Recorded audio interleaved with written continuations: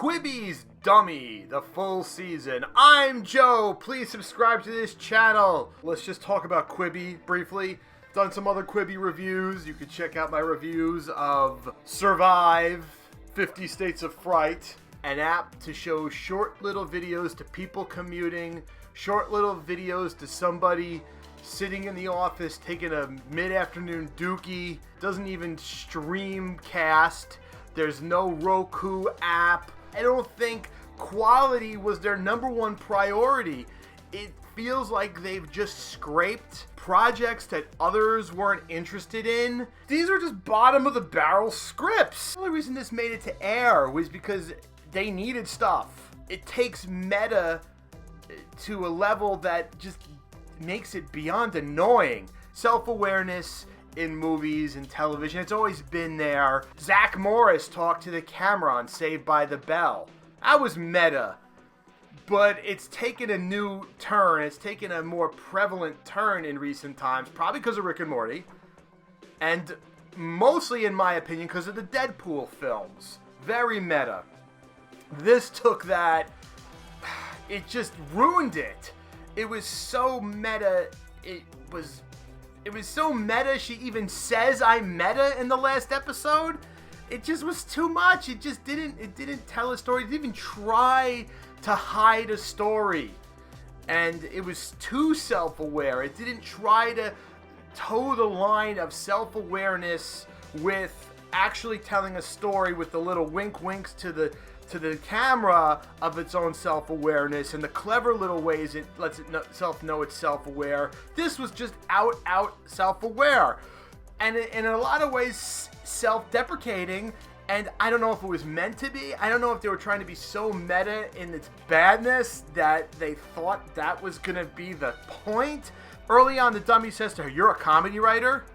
Funny, I haven't laughed." She calls herself a terrible writer at one point. Women don't have to try hard. Agents keep telling her that about her scripts. They just want to hear female voices. Doesn't matter if you're any good. Not just the meta of the self-awareness of the situation, but the meta of the fact that this is garbage. That this was about two real people to the point where they don't even change the names. One being Cody and one being Dan Harmon, one of the creators behind Rick and Morty, and I'm going to get to him in a little bit, but hopefully, I'm going to tell myself that Justin Roiland's the real creative genius behind Rick and Morty. That way I can feel like I can still be a Rick and Morty fan after watching this show. But it didn't even change the names, didn't change who they are. It even in a second episode, like the girl is like talking at the podcast to Donald Loge playing Dan Harmon and says, "I liked your thing about sexual harassment in the workplace," because he had to apologize to some writer about it. It was like ridiculous, and that really happened in real life. It didn't try to hide anything. Her boyfriend has a sex doll. It starts talking to her, and she takes it home and becomes friends with it, and hilarity ensues. This took me into their personal life, and I didn't want to see it, and I end up hating Dan Harmon. He looks like a piece of shit. He just looks like a jerk. I'm ashamed of my wall behind me of Rick and Morty collectibles because I had to see an inside look into this guy's life. Why does she love him? Because he's got money and he's got a nice house and because he's successful? Well, that's the point I got from it. Because that's clearly what she was showing, because why else would she like him? Because he's a piece of shit. It was obvious from stage one of the show that it's just herself talking to herself, because everything she's saying is something she knows. Had sex with the sex doll, and the therapist basically saying, you learn to love yourself. Yeah, I got that. I think I even saw an article where the writer of this said, that's the point of the show. No crap, that's the point of the show. It's all about dealing with yourself. I get that. It was just, it could have been done better. You tried to have an underlying message, but the underlying message was so obvious that it ended up not really being that good of a message.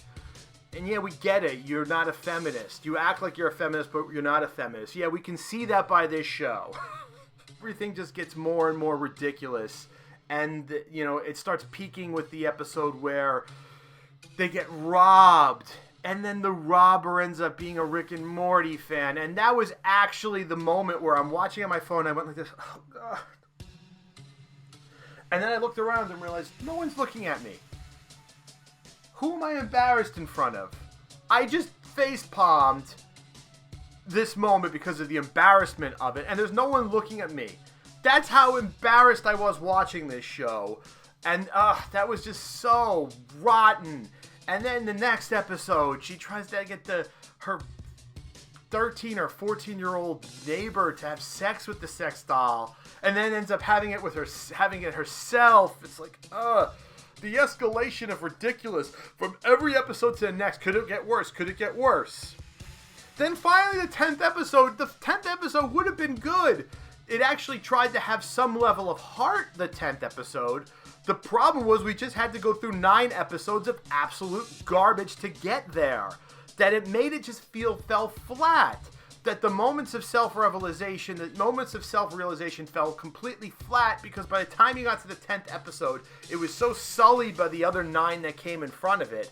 This sucked. Just overall, this show sucked. The acting wasn't bad. I think it had some potential, but it just sucked. I'm embarrassed for everybody involved. I'm embarrassed for myself for watching it.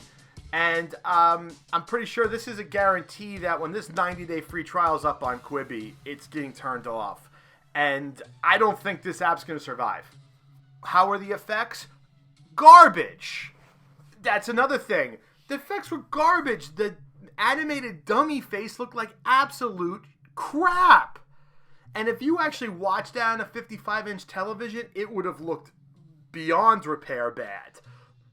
So, whereas I kept complaining during my Survivor reviews that I didn't get to see the mountains on the big screen, this was the opposite. Thank God this was only on a little screen, because the moments when you had the extreme close-up of the dummy face, it looked so amateur hour and so cheap.